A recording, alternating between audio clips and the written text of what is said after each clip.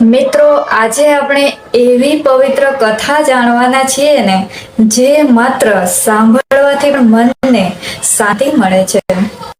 પુરાણોમાં વર્ણવાયેલી પરમા એકાદશી એવી એકાદશી છે જેને સૌથી શ્રેષ્ઠ અને પુણ્યદાયી માનવામાં આવે છે. એવું કહેવાય છે કે આ વ્રત માત્ર શરીરને જ નહીં પરંતુ મન અને આત્માને પણ શુદ્ધ કરે છે. આજના સમયમાં જ્યારે માણસ દુઃખ, તણાવ અને અશાંતિથી ઘેરાયેલો હોય છે ને, ત્યારે આવી જ પવિત્ર કથાઓ આપણને ભગવાન તરફ જોડે છે. પરંતુ શું તમે જાણો છો કે આ પરમા એકાદશીનું વ્રત સૌથી પહેલા કોણે કર્યું હતું? કેવી રીતે એક બ્રાહ્મણ અને તેની પત્નીના જીવનમાં આ વ્રત દ્વારા સુખ અને સમૃદ્ધિ આવી?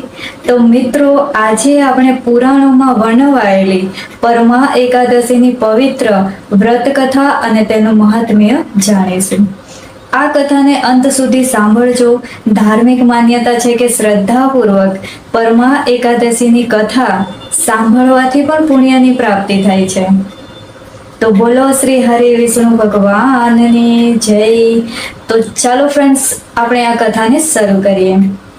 ધાર્મિક ગ્રંથોના જણાવ્યા અનુસાર પુરુષોત્તમ માસમાં બે વિશેષ એકાદશીઓ આવે છે, જેમાં એક છે પદ્મિની એકાદશી અને બીજી છે પરમા એકાદશી. આ બંને એકાદશી અત્યંત પવિત્ર માનવામાં આવે છે. ભગવાન શ્રી કૃષ્ણએ ધર્મરાજ યુધિષ્ઠિરને પરમા એકાદશીનું મહાત્મ્ય સમજાવતા એમણે કહ્યું હતું કે આ વ્રતને શ્રદ્ધાપૂર્વક કરનાર ભક્તને પુણ્યની પ્રાપ્તિ થાય છે. એવું માનવામાં આવે છે કે આ વ્રત ભક્તના જીવનમાં આધ્યાત્મિક શક્તિ, સુખ અને શાંતિ લાવે છે. ધાર્મિક કથા અનુસાર પ્રાચીન સમયમાં કાપિલિયા નામના નગરમાં સુમેધ નામના એક બ્રાહ્મણ રહેતા. તેઓ અત્યંત સત્યનિષ્ઠ, ધાર્મિક અને ભગવાનમાં અખૂટ શ્રદ્ધા ધરાવતા. તેમની પત્નીનું નામ પવિત્રા હતું. પવિત્રા પણ ખૂબ જ પતિવ્રતા અને ધર્મપરાયણ સ્ત્રી હતી. બંને પતિ પત્ની ભગવાનની ભક્તિમાં જીવન વિતાવતા. પરંતુ મિત્રો, તેમનું જીવન ખૂબ જ ગરીબીમાં પસાર થતું હતું. ઘણી વખત તો તેમને ઘરમાં ખાવા માટે અનાજ પણ નહીં હોય. ક્યારેક તો આખો દિવસ ભૂખ્યા રહેવું પડતું. તેમ છતાં પણ તેઓ ભગવાન પ્રત્યેની શ્રદ્ધામાં ક્યારેક ડગ્યા જ નહીં. તેમના મુખ પર હંમેશા ભગવાનનું નામ રહેતું. સમય પસાર થતો ગયો અને ગરીબી સતત વધતી ગઈ. એક દિવસ સુમેધ બ્રાહ્મણે પોતાની પત્નીને કહ્યું કે હવે હું બીજા દેશમાં જઈને ધન કમાવાનો પ્રયત્ન કરીશ. કદાચ આપણા દુઃખ દૂર થઈ જાય. ત્યારે પત્ની પવિત્રાએ ખૂબ જ વિનમ્રતાથી એમને જવાબ આપ્યો અને કહ્યું, સ્વામી, આપણા ભાગ્યમાં લખાયું છે તેનાથી વધારે કોઈ મેળવી શકતું જ નથી. જો ભગવાનની ઈચ્છા હશે ને તો અહીં પણ સુખ મળશે. જો ભાગ્યમાં કષ્ટ જ હશે ને તો બહાર જઈને પણ કષ્ટ જ મળશે. પત્નીના આ શબ્દો સાંભળીને સુમેધ વિચારમાં પડી ગયા. તેમણે બહાર જવાના વિચારો છોડી દીધા અને બંનેએ ભગવાનમાં વધુ શ્રદ્ધા રાખવાનું નક્કી કર્યું. થોડા દિવસો પછી એક મહાન તપસ્વી ઋષિ તેમના ઘરે પધાર્યા. ધાર્મિક માન્યતા અનુસાર તે મહર્ષિ કૌંડિન્ય હતા. સુમેધ અને પવિત્રાએ ગરીબી હોવા છતાં પણ આદર અને ભક્તિથી તેમનું સ્વાગત કર્યું. મિત્રો, ઘરમાં એમને કંઈ હતું જ નહીં, પરંતુ તેમનો ભાવ ખૂબ જ મોટો હતો. તેમણે યથાશક્તિથી ઋષિની સેવા કરી. તેમની ભક્તિ અને નિષ્ઠા જોઈને ઋષિ પ્રસન્ન થયા. ત્યારે પવિત્રાએ તેમને હાથ જોડીને વિનંતી કરી કે હે મુનિ શ્રેષ્ઠ, અમારી ગરીબી દૂર થાય અને ભગવાનની કૃપા પ્રાપ્ત થાય એવો કોઈ ઉપાય જણાવો. મહર્ષિ કૌંડિન્યએ કહ્યું, હે પુત્રી, પુરુષોત્તમ માસમાં આવતી પરમા એકાદશીનું વ્રત અત્યંત પવિત્ર માનવામાં આવે છે. જો તમે બંને શ્રદ્ધાપૂર્વક આ વ્રત કરશો તો ભગવાન વિષ્ણુ તમારી ઉપર પ્રસન્ન થશે. આ સાંભળીને બંને ખુશ થઈ ગયા. તેમણે પરમા એકાદશીનું વ્રત કરવાની તૈયારી શરૂ કરી. એકાદશીનો પવિત્ર દિવસ આવ્યો.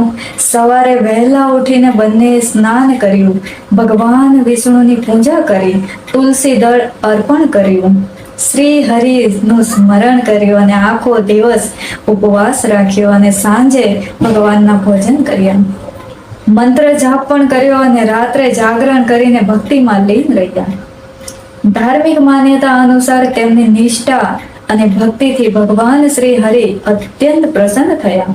થોડા જ સમય પછી તેમના જીવનમાં પરિવર્તન આવ્યા લાગ્યું.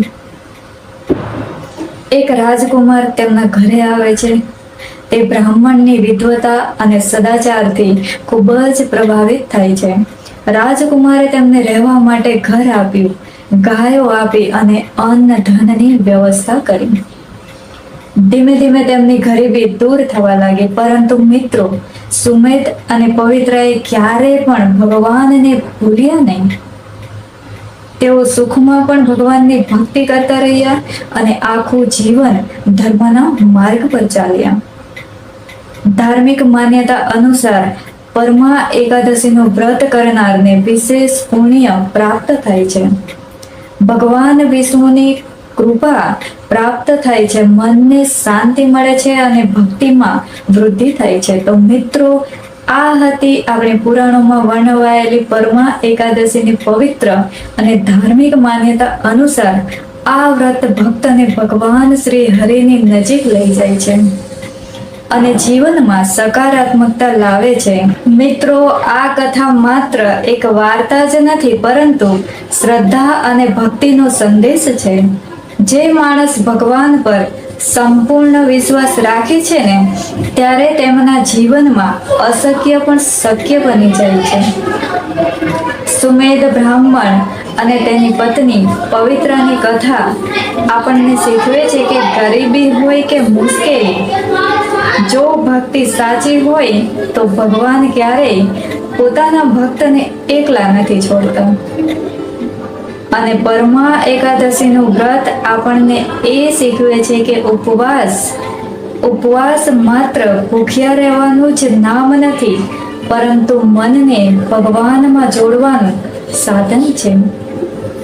જો મિત્રો તમને આ કથા ગમી હોય તો કમેન્ટમાં જય શ્રી હરિ જરૂરથી લખજો અને આવી જ વધુ ભક્તિમય કથાઓ માટે ચેનલને સબસ્ક્રાઇબ કરવાનું ભૂલશો નહીં.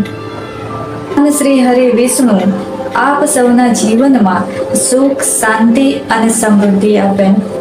જય શ્રી કૃષ્ણ.